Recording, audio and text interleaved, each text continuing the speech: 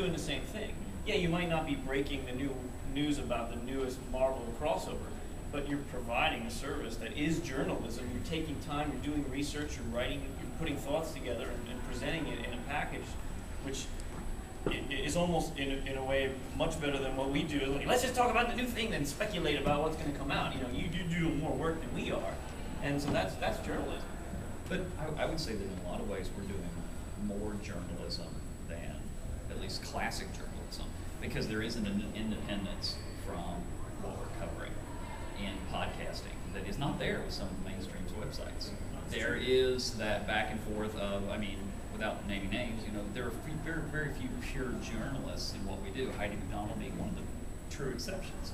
But a lot of the mainstream websites are clearing their stories with the publishers before they ever make it outside.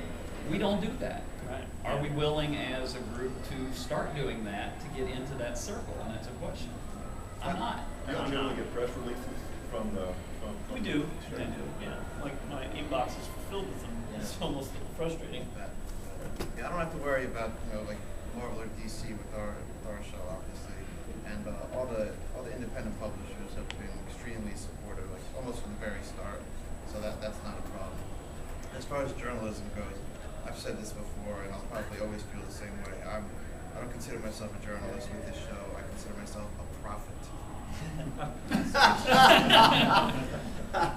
Nice.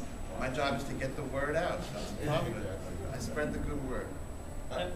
We do have, there are some companies that are better about it than others. For example, Top Cow with Philip Sadwick has fully embraced podcasting, and he does contact us and ask us if we want to talk about something. And he follows, he communicates with me on Facebook about, the vacation I took or whatever, because he's just keeping his toe in the water. He's smart about it, and right. and they don't know if it's going to work and to be successful, and neither do we. But they've had some success so far, and they're trying, and that's great because Top Cow's small, but they're kind of big in reputation, So it's this weird thing that they got going on, and Archaea is very good about helping us get in contact with whomever we need to get in contact. Top Shelf. Yeah, Top Shelf. Amazing. Yeah, Spencer, that he's house. Yeah. Yep. And so it's starting to happen, but it's I guess I want everything today. Yeah. I want to be accepted today. Well, what I found, I guess a couple years ago, is we cover a lot of TV and film. We try to keep it on the, it's like the sci-fi, side. We'll cover Lost, we'll cover, Battlestar Galactica or Spartacus, all these other things. So when I'm out in San Diego, I hit a lot of those, press conferences where I set up a lot of interviews with just the actors and directors like that, because when am I going to get that chance again? But I've discovered a lot of these PR people in Hollywood are still confused about podcasting, but they are kind of open to embracing it. I've got into a lot of rooms I feel like I should have been in. I'm like, why am I in this press? I'm next to somebody from TV Guide and Hollywood Reporter and Variety, and I'm like, then there's me, the podcast, and it's just like, who does this guy in? But I find it interesting that they are, and like you said, a lot of these PR people are, they keep their on Facebook and Twitter, they come because they have a new show coming up that they want to promote. And a lot of times they'll check, they go, I'm not sure if this is really what you guys cover, but it's a new show, it's a sitcom, but I'm like, no, we can't really. Maybe I can mention it if I see it and like it. We certainly can in the banner section, but unless it's really genre related, I'm not really covering anything from it. And they're like, oh, okay, well, keep me posted anytime there's one that is, and they do. So it's kind of nice to see them sort of cautiously embracing it, I think we're benefiting too from the fact of the emerging technologies and the way the entire industry is changing, the way the ad budgets for major studios, especially with what you're doing. They're beginning to look at other ways to advertise, whether it be websites, podcasts, or things like that, to take a small portion of their budget.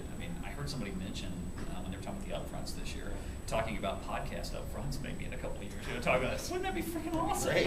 Yeah, that'd be great. Awesome. A way to pitch ourselves. I have the advantage of wearing two hats. We do the podcasting, we try and do news. We don't do journalism yet. We want to get to the point where we do journalism, but that takes a dedicated staff. That takes some of us beginning to go full time. Right now, we got a volunteer staff. We're doing what we can.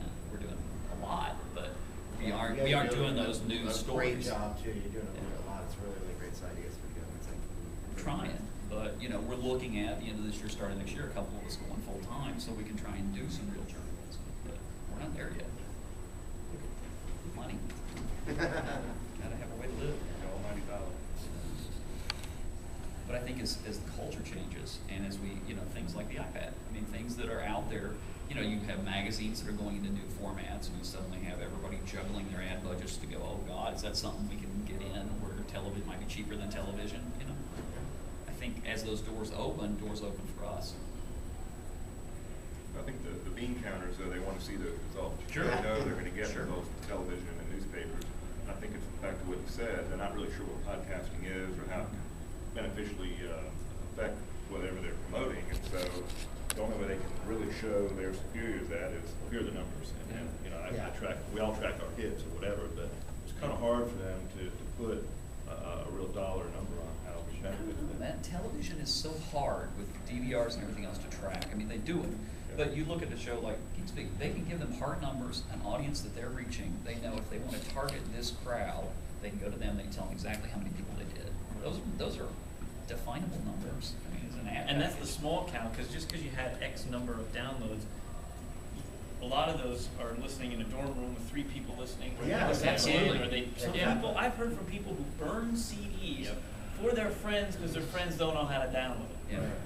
Yeah. Okay, that's great. I mean, keep giving it to whoever you want, however you want, but it sounds crazy. And so, if a show is downloaded 1,000 times, it might be listened to 1,500. You really have no idea. I think Peter said it best one time a year or so ago in our chatting about Peter from Geek Speak, of course. It was he's like, if your numbers say, let's just say 1,000, it's probably 3,000, or at least twice that, maybe 2,000, because, like you said, there's 3 or 4 people in a room, and they're doing all these other things, and it's like, Or a car in a trip. So that's what I find tough sometimes talking to him, because a lot of the PR people will say, well, your numbers. I'm like, so I might jump that number up a little, because it's probably right if I jump it up. Mm-hmm. So. Well, it absolutely is. Yeah. Absolutely. What's the future for all of us, the medium that we're in, 5 years from now? How many of you guys are thinking about video? Me? Yeah. I mean, that's by the end of the summer. I want to have cameras in our studio, and I want to be streaming every episode on That's Ustream, awesome.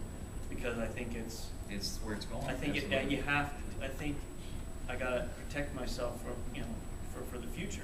We have to be planning there, because it's gonna go that way. I mean, the audio is valuable because I listen to podcasts in the car, and people listen to headphones at work, and you can't be watching video when you're driving or when you're at work. So the audio will always be valuable. Yeah, Bruce, I put the I do it. big screen in the car. Right in front of me while I'm driving. Yeah. The Pitmobile.